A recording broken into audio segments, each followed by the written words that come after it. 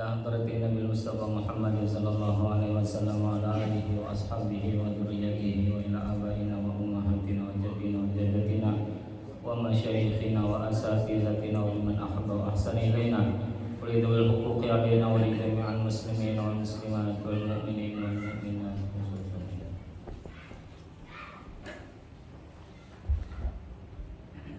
Lahumul Fatihah. Bismillahirrahmanirrahim. Alhamdulillahirabbil alamin arrahmanir rahim maliki yaumiddin. Iyyaka na'budu wa iyyaka nasta'in ihdinas siratal mustaqim siratal ladzina an'amta 'alaihim ghairil maghdubi 'alaihim waladdallin. Bismillahirrahmanirrahim. Assalamualaikum warahmatullahi wabarakatuh. Alhamdulillahirabbil alamin wa bihi nasta'in wa ala umuri dunya waddin. Asyhadu an la ilaha illallah wa asyhadu anna Muhammadan abduhu wa rasuluh. Allahumma shalli ala sayyidina Muhammad wa ala alihi wa ashabihi ajma'in, amma ba'du. Rabbi shrah li sadri wa yassir li amri wa hlul 'uqdatam min lisani yafqahu qawli.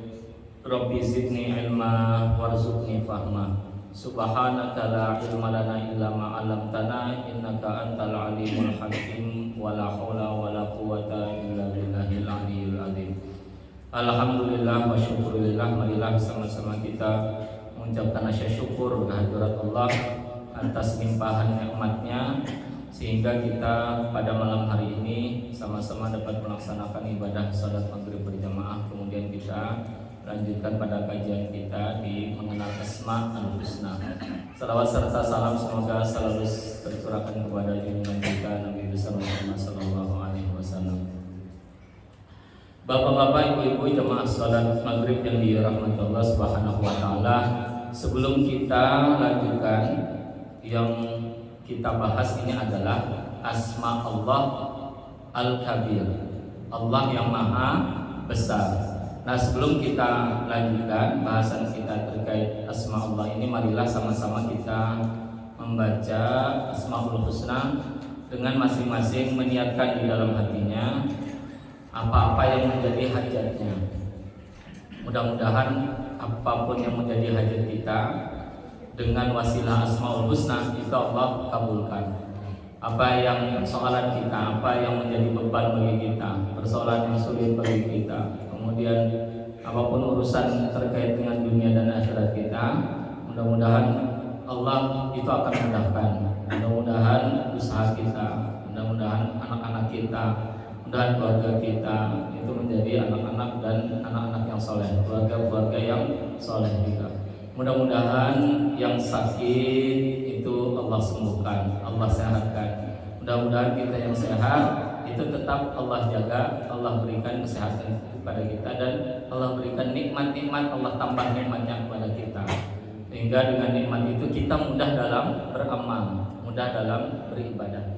Mudah-mudahan apapun yang menjadi niat kita dengan nama Allah Ar-Rahman, Allah yang maha pengasih, Ar-Rahim, Allah yang maha penyayang, Ar-Razzaq, Allah yang maha pemberi rezeki, pemberi rezeki, Al-Fatah, Allah yang membukakan segala kesulitan. Itu mudah-mudahan Allah kabulkan apapun yang menjadi hajat kita sebarang. Marilah sama-sama kita membaca Asmaul Husna dengan memulai dengan membacakan basmalah. Bismillahirrahmanirrahim. Ya Allah, ya Rahman, ya Rahim, ya Malik, ya Quddus, ya Salam, ya Mu'min, ya Muhaimin, ya Aziz, ya Jabbar, ya Mutakabbir, ya Khaliq, ya Bari, ya Musawwir, ya Ghaffar,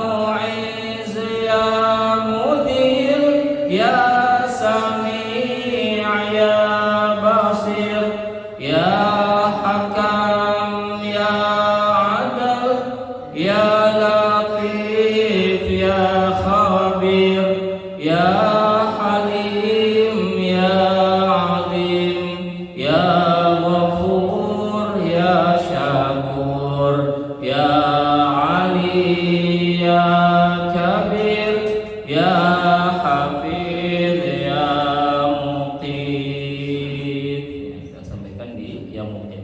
Berarti al-kabir, sesudah ini al-hafid, kemudian al-muqim. Nah, nanti sesudah itu al-hasib. Nah, baru kita baca Asmaul Husna secara keseluruhan. Berikutnya kita lanjutkan asma Allah al-kabir. Al-kabir berarti Allah yang maha besar. Berarti selain Allah itu adalah kecil. Kenapa? Karena Allah itu yang menciptakan, kita itu yang diciptakan. Allah itu tidak berawal, tidak berakhir. Kita itu berawal dan berakhir. Dulunya ada, kemudian menjadi ada, kemudian nanti jadi tidak ada lagi kita.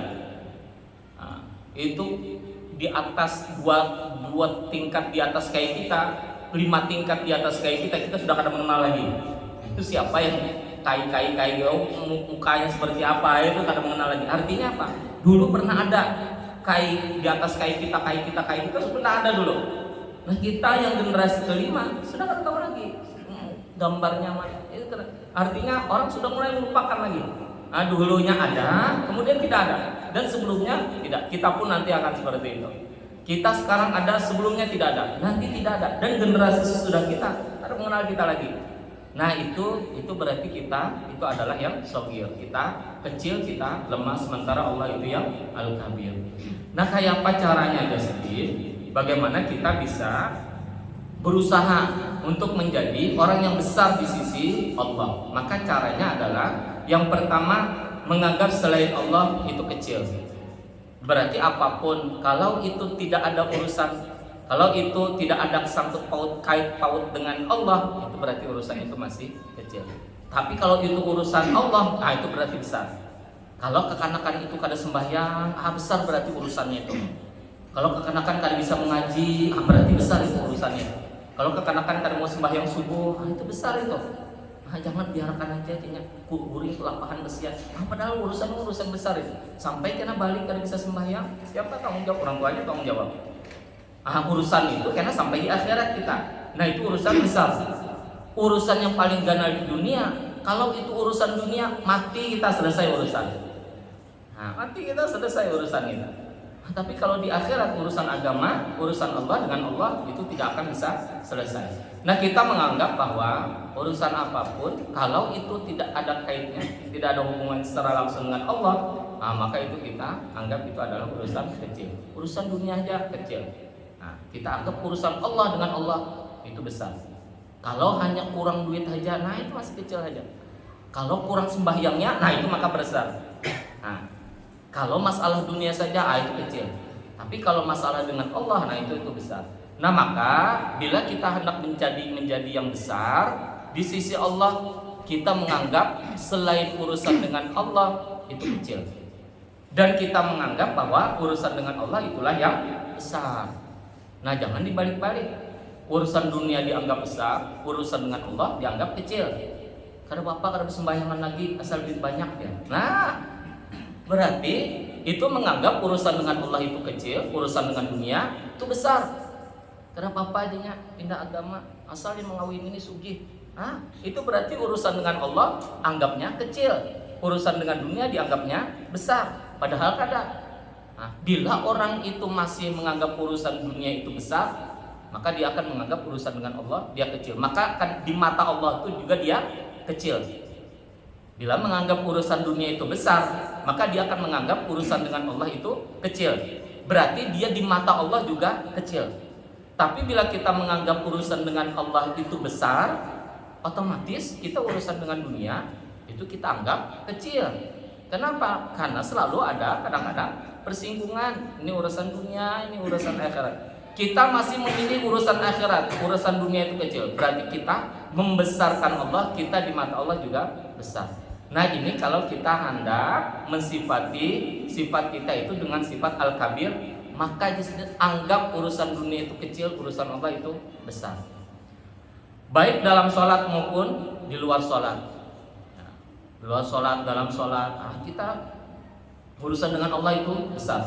Karena orang yang selain Allah itu pada hakikatnya tiada sama sekali, dan adanya hanya diadakan oleh Allah. Urusan kita dunia ini padahal sebelumnya keredah. Nah, kemudian Allah mengadakan itu hendak menguji kita. Nah kemudian dengan urusan itu kita menganggap dia besar. Nah ini salah. Nah, padahal apa? Padahal itu kecil karena kan ada urusan itu sebelumnya. Nah, tapi dengan Allah itu besar. Maksudnya bahwa segala sesuatu selain Allah jangan sampai mendinding pandangan hati dari yang maha besar. Jangan sampai persoalan kita, dunia kita itu jangan sampai menutup mata kita dari kita melihat urusan kita dengan Allah. Jangan sampai sibuk kita mencari dunia, urusan akhirat kita, sembahyang kita ada kita gawi lagi. Mendinding berarti dunia itu mendinding mata kita dari urusan kita dengan akhirat. Kesesibukan berjualan di pasar ramai benar. Ramai benar urusan di pasar. Padahal dulu tuh kada bertoko kada gitu aja. Ada apa? Karena sebelumnya kan ada harta, kada apa-apa aja. Nah, begitu kita disugihakan, begitu kita diramiakan, begitu kita dinyamanakan, kada ingat lagi kita dengan urusan akhirat, kada ingat lagi dengan sembahyang. Artinya apa? Dunia itu mendinding kita dari akhirat. Nah, itu jangan sampai sini. Segala kepentingan yang maha besar atau yang berhubungan dengan yang maha besar tentu lebih diutamakan dari yang kecil-kecil. Urusan dunia kecil-kecil, urusan akhirat itu yang paling besar itu.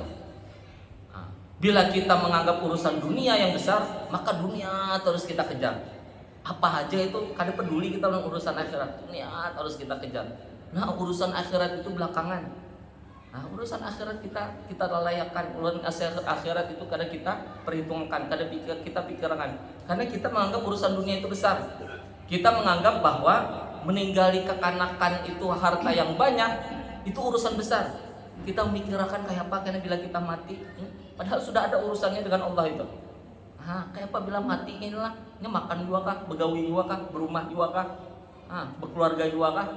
Itu kan ada urusan kita itu. Urusan kita itu menyiapkannya. Ada urusan kita itu menumpuk harta kesaninya. Bila kada disiapkan akhiratnya, disiapkan hartanya aja, mati kita ada lawas kita mati, hartanya habis. Karena apa? Karena kita yang siapkan dunianya aja. Sedangkan akhiratnya kadang kita siapkan habis harta kita. Berapa aja banyaknya kita menyiapkan harta gasan ahli waris kita mati habis dua hartanya. Itu banyak sudah itu. Wah, sugi-sugi dulu itu. Banyak hartanya, ini segala macam. Kekanakan kada diajari sembahyangnya, kekanakan kada diajari agama, kekanakan kada diajari pendidikannya bagus, kekanakan kada terdidik, kekanakan kada ini. Harta yang banyak, anak berdua aja kan usah anak bersepuluh, anak berdua aja mati orang tuanya berabutan berdua itu habis harta kuitan. Ada sawat 7 turunan di orang, seturunan setengah turunan aja kada sawat habis sudah hartanya. Kenapa? Karena kita menyiapkan harta aja, kada menyiapkan yang lain. Karena kita menganggap bahwa itulah yang besar, yang Allah itu urusannya kecil. Orang yang selain Allah tidak bisa mendatangkan manfaat atau menolongkan mudarat dan tidak bisa mendatangkan pahala maupun rezeki. Jadi manusia itu kada kawanya mendatangkan manfaat, kada kawanya juga mengenakan mudarat ke kita, kada kawa juga memberi rezeki. Karena seberatan manfaat, mudarat, rezeki itu Allah tetapkan sudah. Banyak yang perhitungan kita mati, orang kada mati juga. Anak-anak sampai umurnya. Banyak yang orang kita itu lihat bahwa ini kayaknya miskin 7 turunan. Ada sampai 7 turunan hanya 1 turunan sugih dah ini. Banyak yang kita mengira kayak itu. Ada tak? Itu ilmunya Allah itu. Kayak apa caranya kita kada tahu itu. Nah itu caranya itu. Nah kada yang rezeki itu kalau kita ini kemudian yang menentukan rezeki anak-anak kita, cucu kita kada. Bila kita sugih berarti rezeki anak cucu kita sugih juga kada itu. Masing-masing membawa rezekinya. Kada usah kita lawan anak cucu kita sesama ading bedang sanak aja lain-lain rezekinya. Kita bedang sanak aja dengan padahal pendidikannya sama, kuliahnya sama, ininya sama, diperlakukan sama, rezekinya lain. Itu Allah sudah mengaturnya itu. Jadi kada perlu risau kita. Apabila kita memperbuat sesuatu yang tidak bertentangan dengan Allah dan Allah ridha dengannya, meskipun semua orang mencela, mereka tidak bisa mendatangkan kemudaratan. Jadi apa? Ukurannya adalah ridha Allah. Allah ridha kah kadakah? Biar manusia seberatan kada ridha, bila Allah itu ridha, itu kita kawi. Dan orang hendak menghalangi pun kadang-kadang orang menghalangi, karena itu kita mendatangkan keridhaan Allah.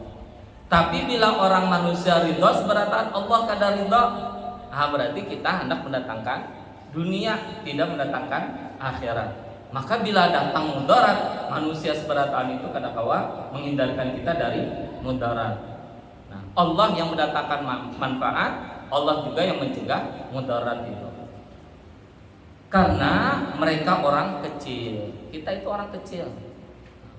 Makanya itu kereda manusia yang itu tidak bergantung kepada manusia yang lain itu kereda itu. Siapa aja, negara mana aja kuatnya, bila sudah berperang, bekiawan dong. Ada yang haratnya apa aja, enggak. Rusia sih kok aja lawan Eropa, tapi udah kena bekiawan. Artinya apa? Kereda yang besar. Ada yang besar itu. Nah, berarti kecil seberatan. Karena kecil itu kita minta pertolongan orang lain, tolong orang lain. Ada. Bila Allah itu maha besar. Nabi kita Muhammad ketika dakwah, beliau diperolok oleh kafir Quraisy. Beliau dikatakan gila, tukang sihir dan seorang dukun. Namun Nabi kita Muhammad tidak menanggapi yang demikian itu, karena beliau menganggap semua itu datangnya dari orang-orang kecil, sedangkan hati Nabi Muhammad SAW hanya memandang Allah. Apabila Allah ridha, apabila Allah ridha, semua cemoohan orang tidaklah berarti. Jadi bila kita berbuat itu sesuai dengan apa yang diperintahkan Allah, Allah ridha dengan itu. Maka kita tidak perlu risau dengan pandiran orang. Orang ini hendak mulah ini biar dianggap orang banarai, biar orang hormat banarai nya. Bila hendak mulah sekolahan ini biar dapat duit banarai aja. Itu harus tapi didengarkan itu. Bila kita hendak mulah ini, itu mencari duit aja nya. Itu harus tapi dengar. Bila kita niat ridha, bila kita niat bahwa itu adalah mendatangkan keridhaan Allah, apapun pandiran orang itu kan bisa kita dengarkan. Kenapa? Karena pandiran orang kecil-kecil. Bila pandiran orang kecil-kecil itu kada perlu kita dengarkan dan kada perlu juga ditanggapi. Bila kita hendak berbuat baik, bila kita hendak berbuat ini, bila kita hendak membantu ini, ini ada aja karena pandiran orang-orang itu macam-macam aja. Hendak membangun langgar, hendak merehab langgar, mau ajar, waninya aja merehab langgar ini itu segala macam, bisi duit gerang ya. Padahal itu aja. Macam-macam pandiran orang, macam-macam. Akhirnya terbangun juga soalnya. Pas sudah melihat jadi, hanyar orang itu juga. Hajar orang itu kadang kau pandir lagi. Ini macam-macam was-wasnya ini. Itu macam-macam. Nah, itu Nabi dalam dakwah juga seperti itu. Macam-macam dipandiri oleh orang. Dipadahkan orang gila, padahkan tukang sihir lah, padahkan ini itulah segala macam. Tapi Nabi kadang mau menanggapi. Nah, itu jiwa orang-orang besar itu. Karena menganggap bahwa pandangan perkataan yang kayak itu, pandiran kayak gitu, itu pandiran orang kecil itu. Nah, Nabi kadang menganggap. Apabila kita sudah bisa menganggap bahwa selain Allah itu kecil, berarti kita sudah besar di sisi Allah Subhanahu wa taala. Kecil pandangan orang itu, kita menganggap bahwa kalau itu kada mendatangkan ridho Allah, itu kecil. Kayak apa aja orang menghina kita, menyambati kita, kita kada anggap itu. Nah, berarti itu jiwa kita besar. Kita besar di sisi Allah. Apabila kita menganggap sesuatu selain Allah itu besar, berarti Allah kecil. Nah, itu Allah kita anggap besar, berarti dunia itu urusan selain Allah. Kan urusan akhirat, dunia itu aja.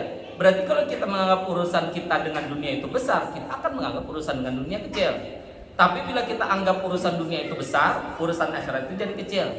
Maka yang kita kejar itu dunia.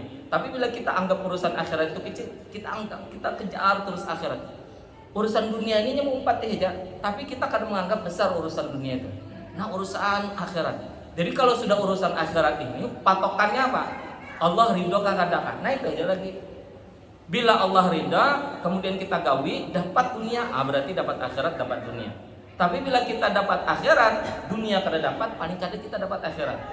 Tapi bila kita dunia, ajar dunia terus, dapat dunia, akhirat kita ada dapat. Nah, dunia itu 60 tahun, kita 60 tahun itu juga habis. Nah, tapi kalau kita kada dapat dunia, akhirat sudah dunia kada dapat, akhirat kada dapat pula. Nah, ini kalau kita menganggap bahwa urusan dunia itu besar. Apabila kita menganggap, berarti Allah kecil. Karena Allah terdinding oleh sesuatu dari pandangan kita. Jika demikian, maka kita adalah orang kecil di sisi Allah. Nah, berarti apa? Mata kita ini tertutup dari urusan akhirat. Bila melihat dunia, terbuncalak. Bila melihat akhirat, tertutup. Nah, itu sudah. Nah, bila melihat akhirat, nah tertutup. Tapi bila sudah melihat urusan dunia, nah terbuka, jalak. Ah, ini berarti menganggap urusan dunia besar, urusan akhirat itu kecil.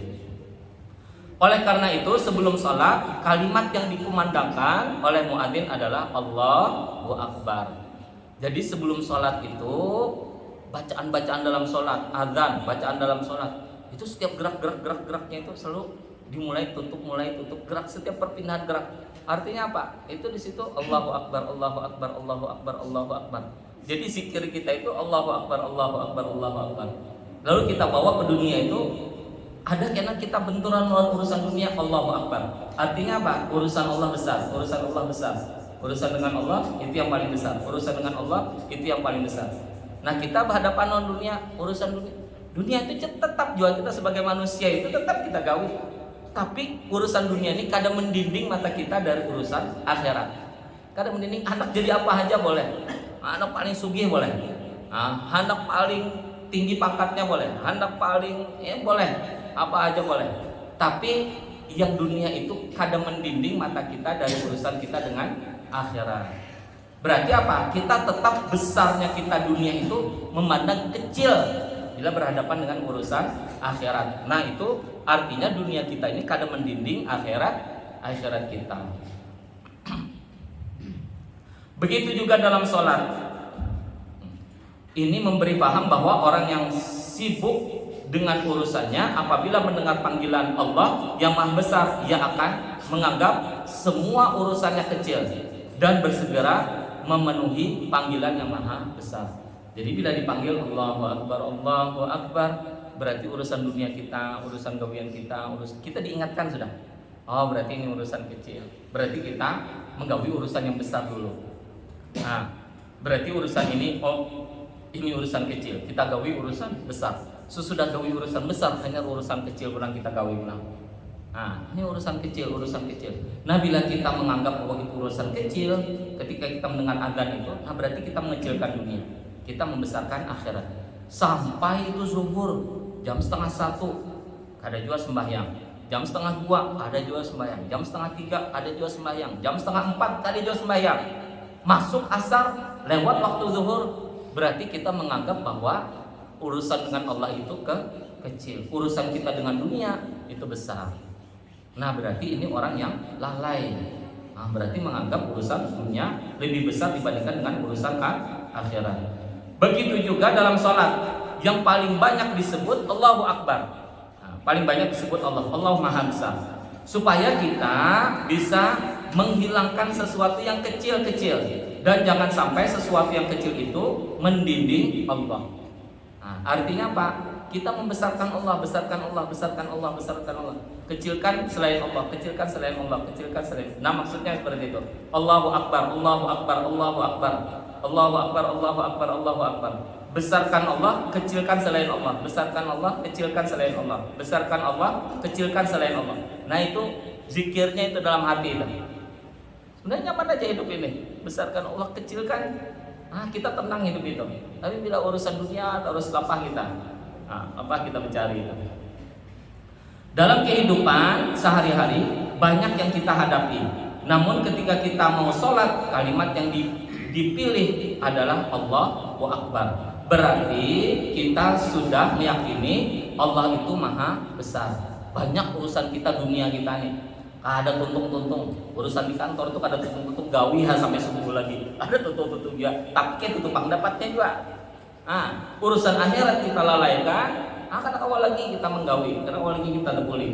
Apabila demikian kita harus melupakan yang lainnya dan terbimbing oleh Allah yang Maha Besar. Nah, bila kita menganggap dunia itu besar, maka kita akan menghilangkan urusan kita dengan Allah, akan terbimbing kita. Terus hadirkan hati dalam sholat itu zat yang maha besar dari awal sampai akhir, baik dalam ruku dan sujud. Jika kita masih ingat sesuatu yang lain, berarti Allahu Akbar itu hanya di mulut dan Allah terdidik oleh ingatan itu.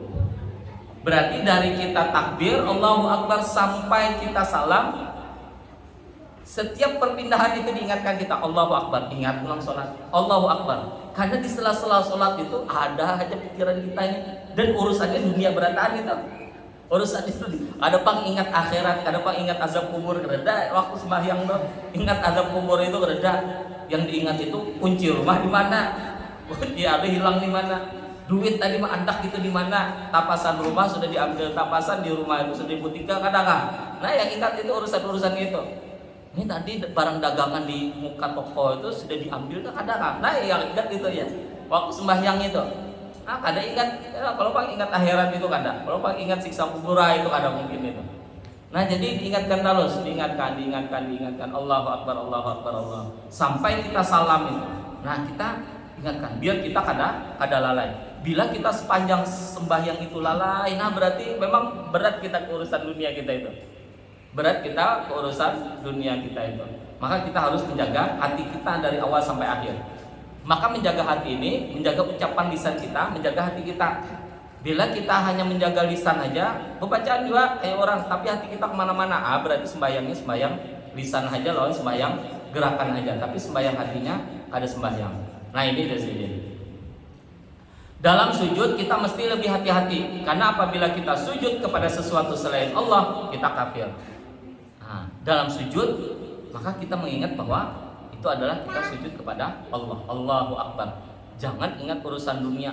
Jangan ingat di hadapan ini itu segala macam urusan dunia. Karena kita waktu itu dalam keadaan sujud kita kepada Allah. Nah, jangan kita ada membayangkan sujud kepada apa, kepada benda, kepada apa. Nah, waktu kita sujud itu meskipun dalam fisiknya kita sujud, tapi kita membayangkan sujud lawan siapa. Nah, misalnya ada bos yang paling berpengaruh, seolah-olah waktu sembahyang itu kita ingat sujud kepada bos itu. Nah, itu nauzubillah itu. Nah, bahwa kita sujud itu kepada Allah. Nah, hati-hati juga dalam sujudnya sendiri. Kita harus benar-benar membesarkan Allah dalam sujud itu. Sujud itu murni semata-mata kepada yang maha besar. Jangan ada yang kecil-kecil selain Allah. Nah, waktu kita sujud itu besarkan Allah. Nah, maka di situ Subhana Rabbiyal A'la. Maha suci Allah yang maha tinggi. Nah, berarti itu maha tinggi, maha besar. Berarti kita membesarkan, mengagungkan Allah itu pada saat kita sujud. Yang kedua apa ya sih? Yang kedua, orang yang besar di sisi Allah adalah orang yang sempurna, yang tidak terbatas atas dirinya sifat kesempurnaan itu, bahkan menjalar sifat kesempurnaan pada dirinya kepada orang lain. Nah, sempurna itu yang mungkin di mata manusia. Oh, ini orang ini berilmu. Oh, orang ini sugih. Oh, orang ini berkedudukan, oh orang ini itu. Tapi yang kesempurnaannya itu di mata manusia itu lain gasan dirinya aja, tapi gasan orang lain. Bila hartanya itu kada gasan inya aja, tapi gasan orang lain. Bila berilmu, ilmunya kada gasan inya aja, tapi gasan orang lain juga. Bila diisi kedudukan yang tinggi itu kada gasan kepentingan inya, tapi kepentingan orang lain. Kayak apa caranya bisa melayani orang lain itu dengan mudah, orang itu nyaman berurusan dengan kita. Kenapa? Karena kita pejabatnya. Karena kita pejabatnya. Nah, ini menyalurkan kita itu menjadi sifat kesempurnaan kita itu menjalar ke orang lain.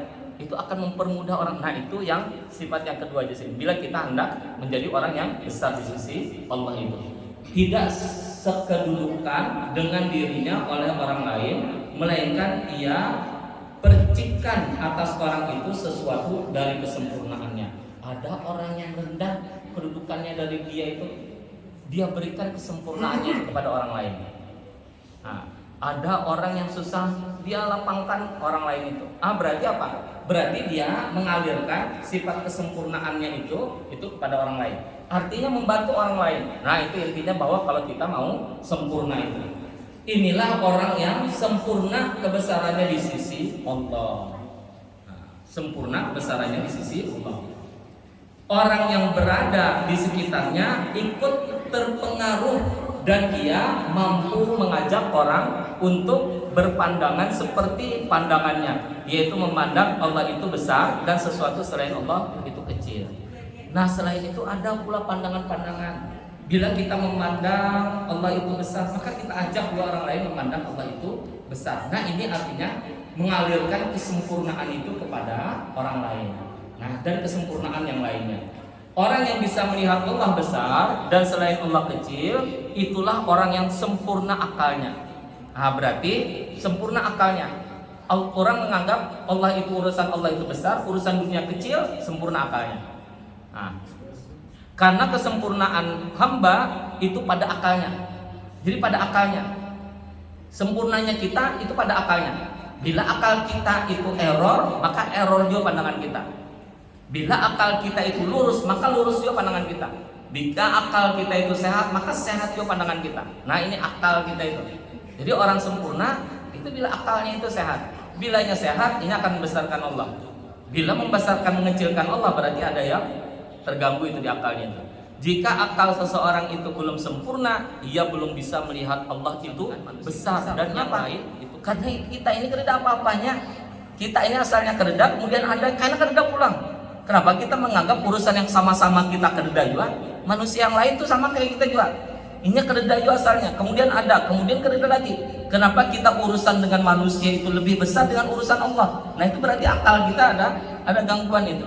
Berarti akalnya kada sempurna itu. Orang yang akalnya sempurna, ini menganggap bahwa yang menyempurnakan itu, yang mengadakan itu, itulah yang besar. Lain yang diadakan ini yang besar, berarti yang diadakan ini kecil. Nah, bila sebaliknya, berarti akalnya ada terganggu ini. Nah, ini yang akalnya ini, berarti kecil ini, menganggap kecil, berarti kecil. Orang itu pada prakteknya menganggap Allah kecil meskipun ia tidak mengatakannya. Nah, bila menganggap urusan dunia, meskipun yang kadang mengatakan kecil urusan dunia, tapi yang dikejar itu dunia terus. Nah, sebenarnya yang kecil itu, walaupun kadang pernah mengucapkannya, tapi ini hakikatnya kan kecil. Dalam sebuah hadis qudsi disebutkan yang maksudnya bahwa permulaan yang aku ciptakan adalah akal. Setelah aku ciptakan, ku perintahkan kemari, maka ia datang.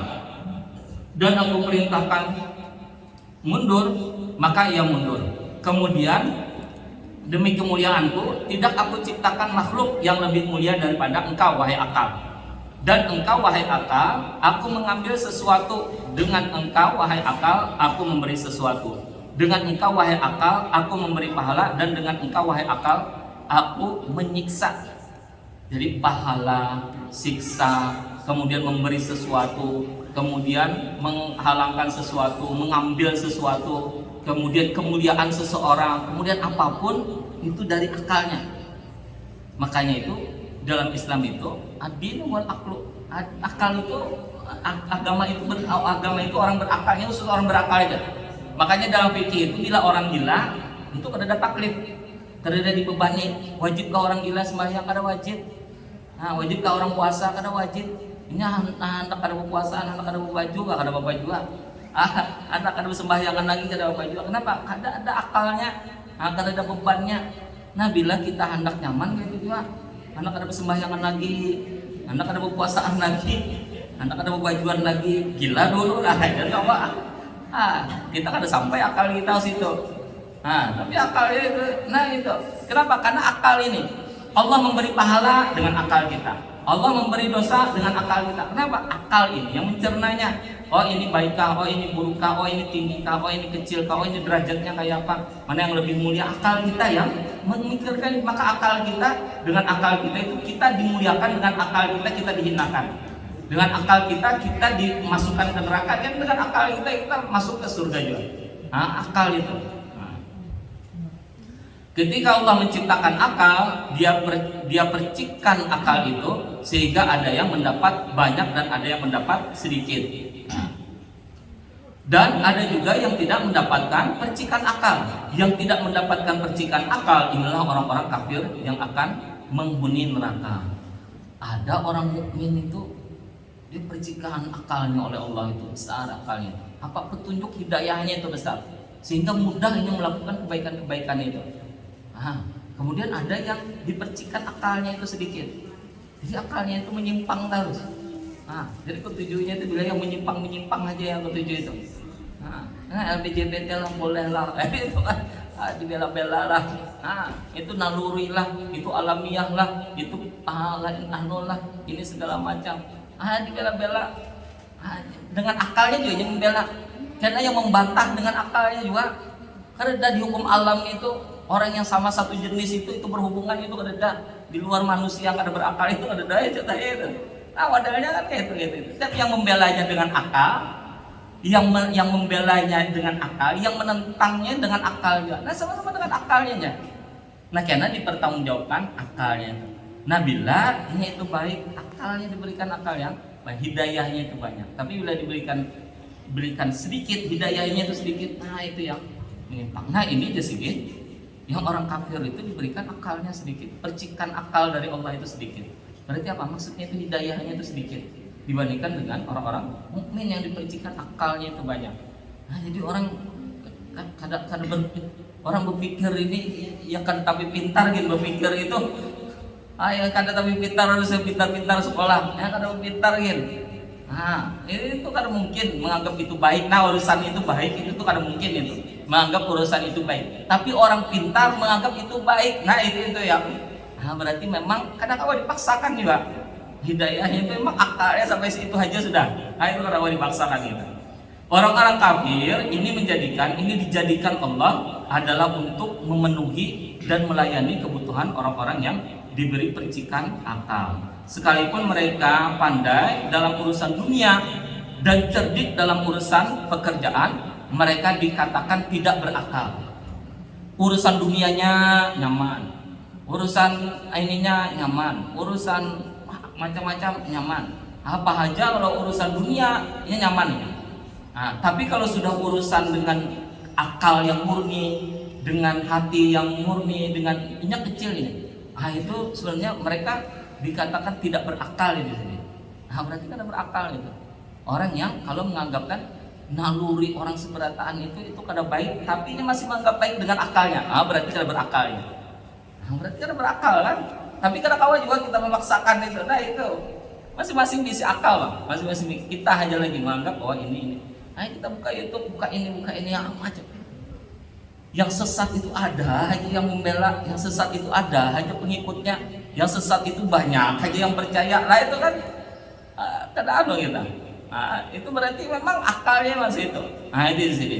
Bila orang itu lurus akalnya, bila dipercikan akalnya banyak, maka akan mendapatkan banyak hidayah, maka dia akan lurus dia.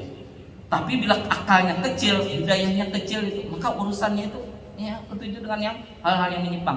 Meskipun dengan urusan dunia ini selalu berhasil, urusan bisnisnya berhasil, urusan jabatannya berhasil, urusan keluarganya mungkin berhasil, urusan ini itu segala macam berhasil. Tapi kalau sudah urusan naluri akal yang lurus, kada berhasil. Berarti ada berakal, kecil akalnya itu.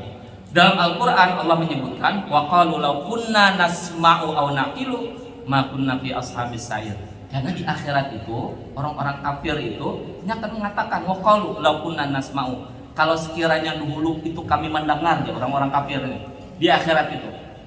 Pas mereka itu melihat neraka, masuk ke dalam neraka, berandai-andai. Lau itu seandainya dulu kami itu mau mendengar apa? Mendengar pandiran orang-orang yang baik, mendengar pandiran orang-orang yang lurus, mendengar pandiran argumentasi orang-orang yang ini baik, orang-orang yang argumennya lurus.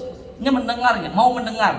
Au naqilu, sesudah mendengar biasanya kan kita berpikir, jangan ini.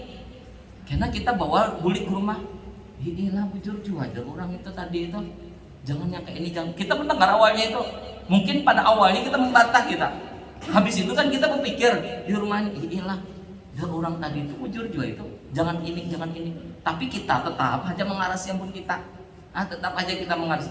Ini karena jalannya orang kafir itu, karena di Quran itu waqalu, orang-orang kafir itu karena mengatakan lau kunna nasma'u, kalau dulunya kami itu mau mendengar, au naqilu, habis mendengar dia berpikir ulang. Karena orang berpikir, karena mungkinnya orang yang mendengar Karena mungkinnya karena berpikir loh, karena ada pikirannya. Kemudian orang yang berpikir ini melalui proses pendengaran. Nah berarti mendengarnya berpikir. Lakunna nasma'u ma kunna fi ashabis sa'ir. Tentunya wahini kami kadang mungkin disiksa di neraka sa'ir. Nah, kadang mungkinnya. Kenapa? Karena berpikir. Nah, karena berpikir. Kemudian karena mau mendengar. Orang yang sempurna kebesarannya di sisi Allah tergantung berapa banyak yang mendapatkan percikan akal suatu di dalam ruh. Berarti apa? Percikan hidayah. Bila Allah memberikan hidayah banyak, mudahnya dalam melaksanakan ketaatan-ketaatan itu mudah. Nah, bila percikannya itu sedikit, kita jual yang mau Allah akal kita ini, melatih akal rohani kita itu kita jual. Para ulama sufi mengatakan bahwa akal itulah yang biasanya dikatakan Nur Muhammad. Jika orang sufi, nah ini kaitannya lagi sama Nur Muhammad. Nur Muhammad itu adalah cahaya yang awal diciptakannya seberataan alam ininya dari Nur Muhammad. Nur Muhammad itu bukan fisiknya Nabi Muhammad. Nah jadi sebelum ada sesuatu itu, menurut orang sufi itu yang ada itu adalah Nur Muhammad. Kemudian dari Nur Muhammad itu Allah kemudian menciptakan alam.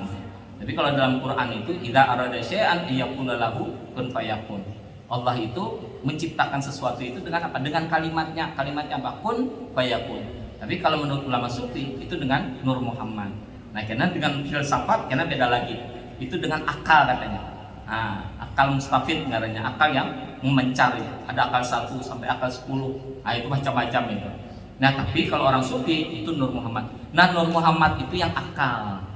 Yang dipercikkan akal. Bila kita dipercikkan Nur Muhammad itu banyak, akal banyak, nah maka kita mudah dalam melakukan kebaikan-kebaikan. Itulah yang biasa dikatakan Nur Muhammad. Pada hakikatnya Nur Muhammad itu adalah akal. Dengan akal Allah menciptakan seluruh yang ada di dunia. Nah, berarti ini sama dengan prosesnya filosof Ibn Arabi. Itu prosesnya orang-orang filosof Muslim itu. Bahwa itu dari akal, karena akal 1 turun ke akal 2, turun ke akal 3, sampai ke akal 10 itu. Nah ini Nur Muhammad di sini, kaitannya dengan akal. Dalam hadis yang lain juga disebutkan orang yang berakal ia taat kepada Allah, sekalipun ia tidak bagus rupanya, hina martabatnya dan buruk pakaiannya. Orang yang berakal ini akan taat kepada Allah. Kenapa? Akal itu ini bisa menimbang-nimbang. Oh ini akhirat, oh berarti ini utamakan. Oh ini dunia. Kenapa? Karena akhirat itu lebih besar urusannya, perlu diutamakan akhirat. Nah ini urusan dunia, oh yang kecilkan. Meskipun martabatnya itu kecil, meskipun dari segi fisiknya buruk, meskipun dari segi rezekinya kecilnya, tapi ini membesarkan urusan akhirat. Ini berarti orang yang berakal. Orang yang jahil yaitu orang yang maksiat kepada Allah sekalipun mulia kedudukannya dan fasih bicaranya. Berarti orang jahil itu apa? Yang mengumpati nafsunya, menghilangkan akalnya. Berarti orang itu biasanya kalau mengumpati nafsu hilang akalnya. Kita ini kalau nafsu kita umpatakan hilang akal kita. Nafsu kita ganali apa aja kurang itu hilang tuh akal kita. Kita kadang mendengarkan pandiran kurang. Kenapa? Karena nafsu kita yang kita ganali. Kemudian akal kita akan hilang. Janganlah sekali-kali merusak akal di sini dengan meminum minuman terlarang. Akal adalah sesuatu yang paling mulia yang diberikan Allah. Dengan menghilangkan akal berarti menghilangkan dinding neraka pada dirinya. Dengan menghilangkan dinding neraka pada dirinya. Jadi akal ini beragama akal, tanggung jawab itu akal. Apa aja urusan kita itu di dunia ini bekalnya akal nih Bang oleh Allah. Akal ini Bang kita nih. Jadi orang yang berakal itu yang diminta tanggung jawab. Nah sekarang masalahnya banyak orang yang hendak menghilangkan akal. Orang waras hendak jadi gila, nah itu kada paham itu. Apa? Narkoba. Itu kan waras akalnya. Minumnya ini, minum ini pil ini, minum pil ini. Akhirnya apa? Akalnya hilang setengah. Akalnya hilang 2/3. Akalnya hilang sampai akalnya hilang seberataan. Ini kan artinya orang menghilangkan akal. Nah padahal akal inilah yang mulianya. Kemuliaan orang itu dari akalnya, kehinaan orang itu dari akalnya. Karena berakalnya coba. Yang asalnya yang mulia, kemudian habis itu karena pengaruh macam-macam, obat macam-macam itu hilang akalnya di hatinya. Mulia lagi nggak ada, mesti kan mulia. Kenapa? Akalnya hilang. biarpun fisiknya masih rupawan, biarpun fisiknya masih gagah, biarpun fisiknya masih tampan, biarpun hilang akalnya. Paling benar kita hilang akal nih, mungkin dia bungas, tapi kada akal. Bungas benar. Tapi gila sih, ya. Kenapa? Karena ada akalnya. Nah, akal kemuliaannya itu manusia itu di situ. Orang itu biasa aja, ada orang tampan, ada rupanya, tapi berakalnya pintar. Siapa aja orang hendak gitu. Orang pintar, fisiknya, akalnya. Jadi nilai kita itu ada di akal. Nah, kita menghilangkan akal berarti kita menghilangkan kemuliaan kita. Apalagi kalau akal itu dihilangkan dengan sesuatu yang, itu yang maksiat itu, sesuatu yang kada baik. Nah, mudah-mudahan kita seberataan dilindungi, keluarga-keluarga kita seberataan dilindungi, karena ini yang paling banyak merusak itu dirusaknya akal kita lewat HP. Kekanakan nih lewat HP, kada kawa lepas dari HP, akal rusak. Banyak kekanakan yang hilang akalnya karena setiap jamnya sampai 15 jam, 10 jam ikutannya HP terus. Lalu apa? Radiasi ke otak, radiasi ke mata, radiasi ke telinga, radiasi kemana-mana. Akhirnya matanya kadang melihat lagi, telinganya kadang mendengar lagi, akalnya sudah terganggu. Banyak yang itu YouTube, nah hilang akalnya, nah terhalusinasinya, terini segala macam. Nah berarti kan merusak akal itu, nah merusak kemuliaan kita sebagai manusia. Nah barangkali demikian, mudah-mudahan kita seberataan, keluarga-keluarga kita, tetangga-tetangga kita itu dijaga oleh Allah. Mudah-mudahan anak-anak kita juga dijaga. Nah banyak yang macam-macam ini. Tapi kita berdoa saja, berdoa dan kita tetap berusaha. Mudah-mudahan seberataan kita ini terjaga. Nah, akal yang paling penting, karena hidayah itu karena melalui akal. Bila sudah kereda akal, kada mungkin masuk hidayah itu. Nah, mudah-mudahan kita seberataan Allah lindungi dari segala sesuatu yang merusak akal kita dan akal keturunan kita dan tetangga-tetangga kita. Demikian, mudah-mudahan manfaat. Marilah sama-sama kita berdoa. Mudah-mudahan apa yang kita kaji ini memberikan manfaat kepada kita. Al-Fatihah. Bismillahirrahmanirrahim. Iyyaka na'budu wa iyyaka nasta'in ihdinas siratal mustaqim siratal ladzina an'amta 'alaihim. Amin amin. Bismillahirrahmanirrahim. Alhamdulillahirabbil alamin. Wassalatu wassalamu ala Rasulillah wa ala alihi wa sahbihi ajmain. Allahumma anfa'na bima 'allamtana warzuqna uluman tanfa'una Allahumma arzuqna haqqan nabiyyin wa aidil musallin ilham bayyikal qarrabin bi rahmatika ya arhamar rahimin. Allahumma inna nas'aluka ilman nafi'an wa rizqan wasi'an wa amalan taqabbala. Allahumma arina al-haqqa haqqan warzuqna ittiba'ahu wa arina al-batila batilan warzuqna ijtinabah. Rabbana atina fid dunya hasanah wa fil akhirati hasanah wa qina adzabannar. Wa sallallahu ala sayyidina Muhammadin nabiyil ummi wa ala alihi wa sahbihi wa barik wa sallim. Alhamdulillah rabbil alamin. Demikian, terima kasih. Saya mohon maaf wabillahi taufiq wal hidayah. Wassalamualaikum warahmatullahi wabarakatuh.